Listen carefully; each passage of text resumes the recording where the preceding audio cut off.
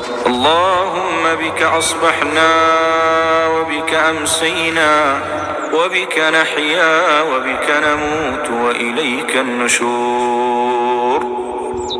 اهلا بيكم في فيديو جديد. ازيكم عاملين ايه؟ يا رب كلكم تكونوا بخير. النهارده بقى روتين يوم جديد ومختلف تماما عن اي يوم تاني في الاسبوع، زي ما عودتني ماما طبعا انه مش كل الايام ينفع تكون زي بعضها. ايام الاسبوع فيها ايام بتبقى مختلفة شوية وليها طقوس مختلفة، وهو ده اللي بيخلي الايام دي ليها طعم مختلف. بندخل كده البيت بنعرف ان النهاردة مثلا يوم الخميس، من الطقوس اللي بتبقى موجودة فيه بنعرف ان النهاردة الجمعة من شكل البيت كده ومن الطقوس اللي بتبقى معمولة فيه. فعايزة بس اقول لكم على حاجة الاول. انا حطيت المشاية في البانيو علشان تتغسل، ودي المشاية اللي بتبقى قدام الحمام ولازم تتغسل طبعا باستمرار. وكمان حطيت في ارضية الحمام كلور ومسحوق علشان هنقعه كده، مش هغسله دلوقتي، انا بس بالفرشة كده ايه بوزع الكلور على الارضية كلها. بحب اعمل الحركة دي بقى في بداية التنظيف كده الصبح، علشان يعني ايه عمال ما اعمل اي حاجة او اعمل فطار او اغسل شوية مواعين، اعمل حاجة ارجع بقى ايه انضف الحمام، يكون الكلور والمسحوق كده في الارضيه بقى لهم فتره، فالحمام ينضف على طول. هسيب بقى الحمام كده بعد ما وزعت الكلور وكل حاجه وادخل على الريسبشن.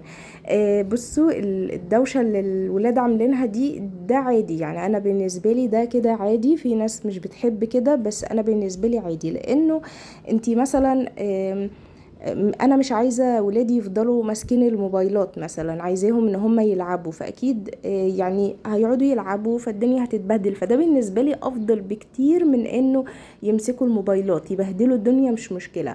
وعندي بقى حاجه عملتها حلوه قوي، ان انا آم، خليت له كل حاجة مكان، فما بقتش محتارة خالص. يعني لما بلاقي اي كركبة مهما كانت الكركبة، خلاص انا عارفة كل حاجة بتروح فين، ويعني اماكنهم سهلة. والاقلام مثلا في المقلمة، وفي درج كمان بحط فيه برضو. فمثلا اللعب هتروح في مكانها، يعني كل حاجة هتروح في مكانها، مثلا كتبئيات في مكانها في الدرج، فاللي هو ايه خلاص كل حاجة ليها مكان، فانا مش محتارة ده هيروح فين ولا ده هيروح فين. فدي الكركبة العادية بتاعت كل يوم يعني. بس عايزة اخد رأيكم في حاجة الاول. بصوا المفارش اللي انا حطيتها على الركنة دي اصلا مفارش بتاع السرير، اللي هي الكوفرتات الخفيفة قوي. فانا جات لي فكرة كده، انا كنت غسلاهم، جات لي فكرة ان انا احطهم عليها بالشكل ده، لان بصراحة عاجبني شكلهم، يعني الزخرفة اللي فيهم دي عجباني قوي.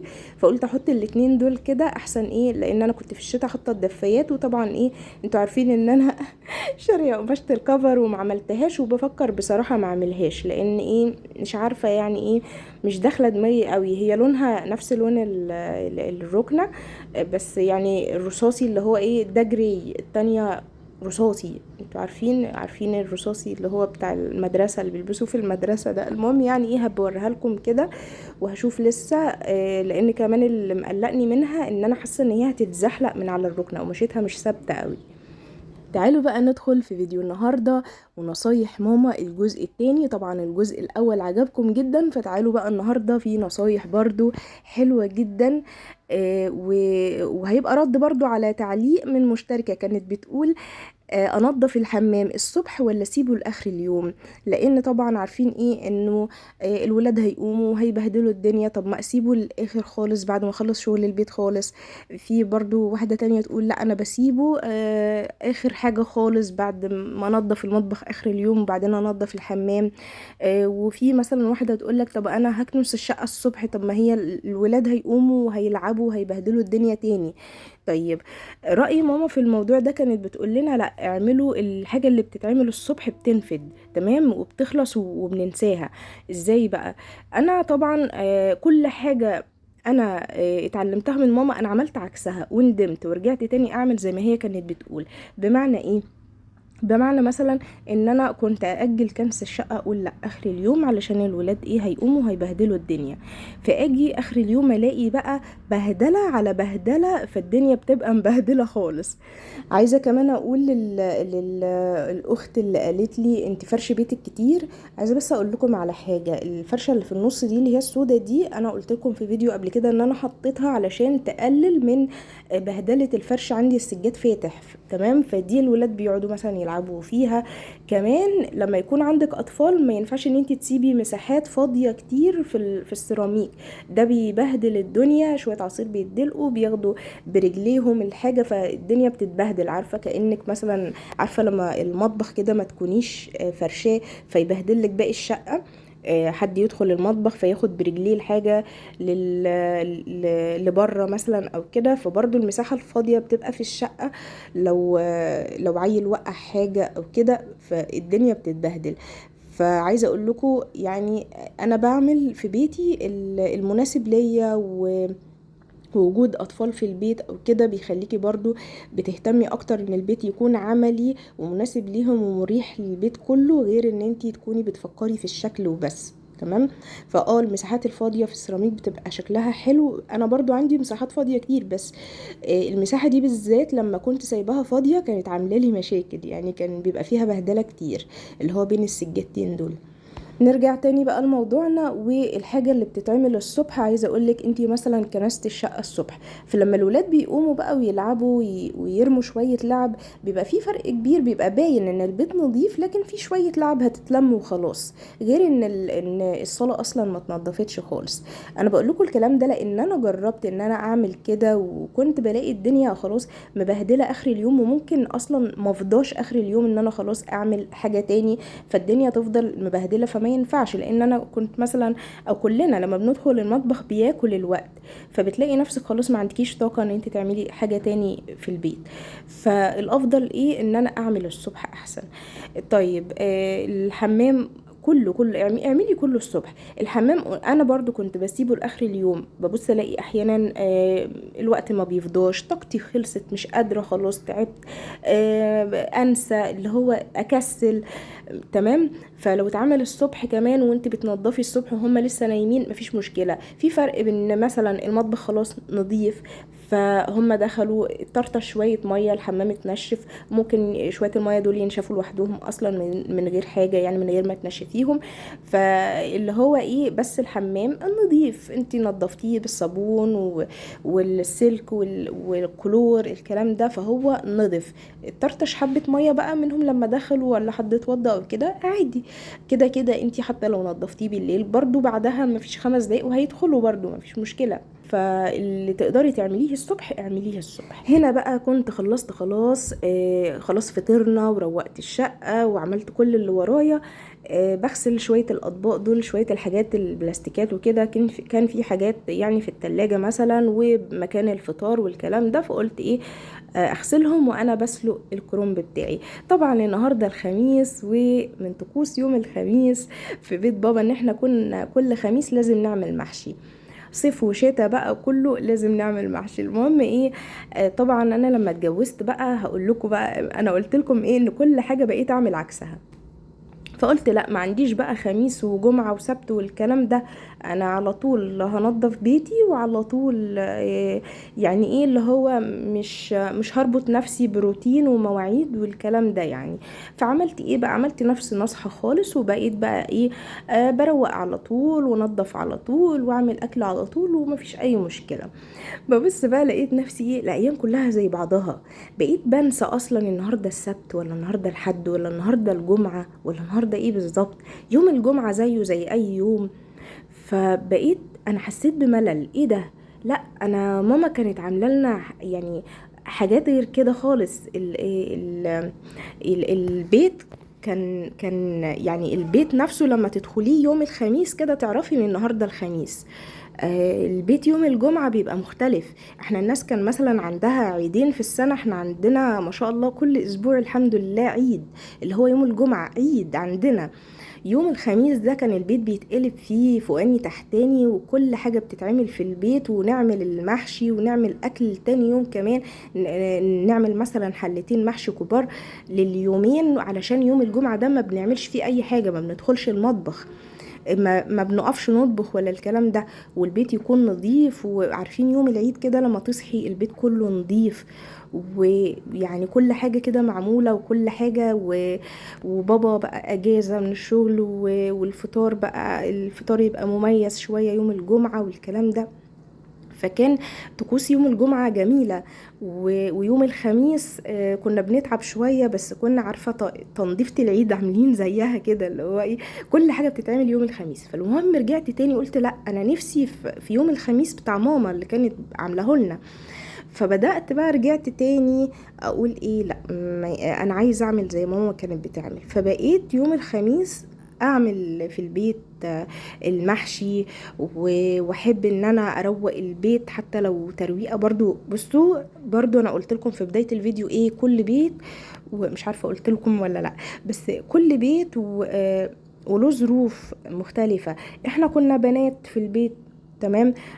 كنا بنساعد بعضينا وماما معانا وكده. لكن انا دلوقتي مثلا في بيتي لوحدي اعمل ايه؟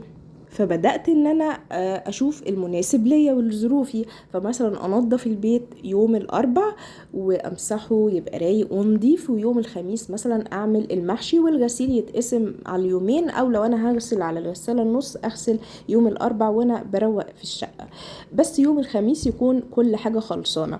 وفي ايام برضو بتبقى الظروف لا تسمح، مثلا ان انا هلاقي نفسي يوم الاربع هتشغل في حاجة وعندي مشوار او كذا، فبقسم على مدار الاسبوع الشغل مثلا، او تنظيفة البيت اعملها على يومين، او كل يوم اعمل اوضة او كده. المهم يوم الخميس يكون البيت كله نظيف.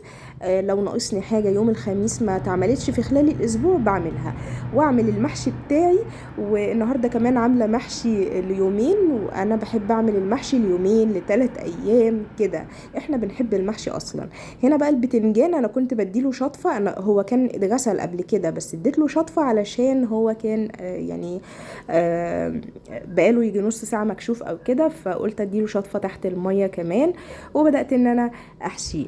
عايزه اقول لكم بقى يا جماعه سر من اسراري، انا هوايه كده من هواياتي احشي المحشي. مش عارفه ايه الهوايه الغريبه دي، بس بجد انا بحب قوي ان انا اقعد احشي محشي. حلوه احشي محشي دي. خاصه بقى محشي الكرنب بحب احشيه قوي اكتر من اي محشي تاني يعني. وورق العنب برضو احب، احس ان في فن كده، اللي هو انت ازاي تطلعي صباع تفضلي تطبقيه وتلفيه ويطلع معاكي رفيع، ويطلع معاكي كده مظبوط، وتطلعي الصوابع قد بعضها. فاللي هو تحسي ان انت قاعده بترسمي مش قاعده بتحشي. الناس كلها مثلا هوايتها الرسم، هوايتها مثلا ان هي تشغل تريكو، ان هي تعمل مشغولات، مثلا ان هي تمشي تلعب رياضه. انا عندي هوايات غريبه كده. المهم بقى ايه، خلصت محشي البتنجان، وانا حشيت المحشي اللي هو ايه، اللي هو هيكفينا النهارده، وحطيته يستوي. بدأت في المحشي بتاع بكره احشي. هنا بقى قلت اروق على نفسي، ده انا بتعب يعني، وكنت قاعده بقى في الوقت ده لوحدي وعامله دماغي يعني، اللي هو ايه، مظبطه نفسي على الاخر. عايزه بقى اذكركم واذكر نفسي قبليكم ان المحشي مش هيطير، واي حاجه بنعملها مش هتطير، بس الصلاه اللي هتفوتنا مش هنعرف نعوضها تاني. فنصلي عشان ربنا كده يبارك لنا في الحاجة اللي احنا بنعملها، ويبارك لنا في وقتنا وفي صحتنا، ونقعد بقى ايه، نبقى قاعدين كده بنعمل الحاجة بنفس، عارفين، حاسين ان احنا كده عملنا اللي علينا، وحاسين كده ان ربنا راضي عننا، مش قاعدين بقى ايه عمالين نأنب في نفسنا.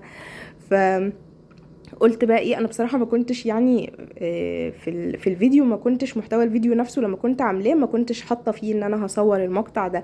بس وانا بصور، بما اني كنت بصور لكم كل حاجه في يومي، فايه، فهي دي جت كده يعني، التصوير جه كده.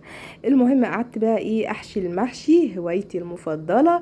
عملت حله محشي صغيره من الكرنب، وانا ما كنتش اصلا يعني هعمل كرنب جنب البتنجان وكده، بس انا عندي اياد ما بياكلش البتنجان، تمام. ممكن يعني ياكل صباع منه كده، بس هو بيحب الفلفل ويحب الكرنب النوعين دول بس في جميع انواع المحشي. فكل ما اعمل اي نوع محشي يعني غصب عني لازم اعمل حلة محشي كرنب. عملت حلة صغيرة وباقي الورق بقى كان ما شاء الله كتير. انتوا عارفين الكرنب اللي هو مش بلدي هو ده مش بلدي، فالكرنب اللي مش بلدي بيبقى تقيل كده وبيبقى فيه ورق كتير يعني. كرنب صغير جيت اشتريه من الست، بتقولي بقول لها صغير قوي مفيش كرنب كبير شويه، قالت لي بس انت لاحقه عليه رز بس. فهو ما شاء الله يعني رمى معايا ورق كتير، فعملت منه الحله الصغيره دي وعملت منه حله كبيره بقى تانية ليوم تاني يعني. النهارده كنت مجهزه اكل ل3 ايام، المحشي وملوخيه وشوربه خضار وشوربه لسان عصفور وكده، بس ما طبختهمش يعني النهارده كلهم، انا جهزت بس اللي هو ايه، الملوخيه اتقطفت، الملوخيه كانت متقطفه والبتنجان متقور من قبلها بيوم تمام، وشوربة الخضار كان في حاجات منها اتعملت يعني. المهم يعني ايه، كان اكل كده ل3 ايام علشان ارتاح من الاكل 3 ايام. تالت حاجة بقى واخر حاجة عايزة اقولها لكم النهاردة في الفيديو، انه ماما علمتنا انه شغل البيت ما يقللش منك ابدا. ان انت تبقي ست بيت دي ما تقللش منك ابدا، ان انت تكوني لسه منضفة المطبخ كده طازة ونازلة على سنجة 10، ولا كأنك اصلا انت بتغسلي طبق ولا بتعرفي تعملي بيضة اصلا. اللي هو ايه، اللي هو انت واحدة. انا كان صحابي يعني ما بيصدقوش ان انا بعرف اطبخ، ما بيصدقوش ان انا بعرف اعمل حاجة في البيت. اقول لهم والله بعرف اطبخ، والله بعرف أعمل يعني انا بطبخ من بدري قوي لان انا اصلا هاوية طبخ. فاللي هو ايه، اللي هو انت كونك ان انت تكوني ست بيت ده الاساس، وبعدها اعملي كل اللي نفسك فيه، اتعلمي واشتغلي واعملي كل حاجة واخرجي تبقي على سنجة 10 وتبقي برستيج كده وكل حاجة. فعلمتنا الاتنين ودي حاجة كويسة ان انت يكون فيكي الاتنين، ان انت تكوني ست كده ست بيت وتعرفي كل حاجة وتفهمي كل حاجة في البيت، وفي نفس الوقت انت برستيج وليكي شأن وتعليم وكملي علامك لحد ما توصلي لحد ما تزهقي. ف فالاتنين دول مع بعض بيبقوا حاجة حلوة جدا. احنا كده وصلنا لنهاية الفيديو، وان شاء الله هيكون في جزء تالت، بس اضغطوا لايك على الفيديو. اشوفكم في فيديو جديد، مع السلامة.